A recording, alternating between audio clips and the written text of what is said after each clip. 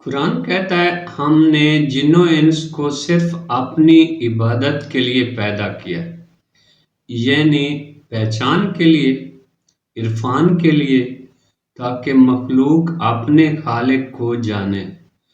حدیث قدسی میں فرمایا گیا، میں ایک چھپا ہوا خزانہ تھا، میں نے چاہا کہ پہچانا جاؤں، سو میں نے مخلوق کو بہت محبت سے پیدا کیا۔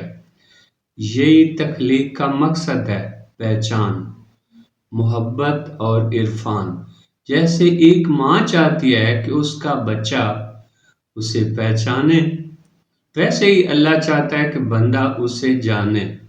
یہ دنیا صرف ایک عالم ہے، اور عالمین کا مطلب ہے بے شمار جہان۔ کہیں نورانی مخلوق ہے، کہیں شفاف مخلوق ہے، کہیں دھندلی مخلوق ہے، اور جہاں جہاں مخلوق ہے وہاں رحمت للعالمین کی رحمت بھی ہے۔ انسان جب اپنے رب سے قریب ہوتا ہے، اللہ اس کی حیثیت بڑھا دیتا ہے، پھر وہ ان جہانوں کو دیکھتا ہے جنہیں عام آنکھ نہیں دیکھ سکتی۔ وہ سمجھتا ہے کہ جنات کیوں پوشیدہ ہیں، کیونکہ وہ زمین میں سے اوپر خلا میں بستے ہیں۔ انسان مرکب لہروں سے بنا ہے اور جنات مفرد لہروں سے۔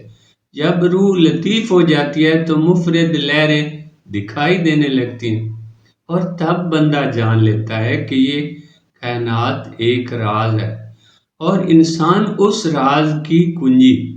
جب وہ اپنے رب کو پہچان لیتا ہے تو کائنات اس پر کھل جاتی ہے، اور تب وہ جان لیتا ہے کہ اصل عبادت پہچان ہے۔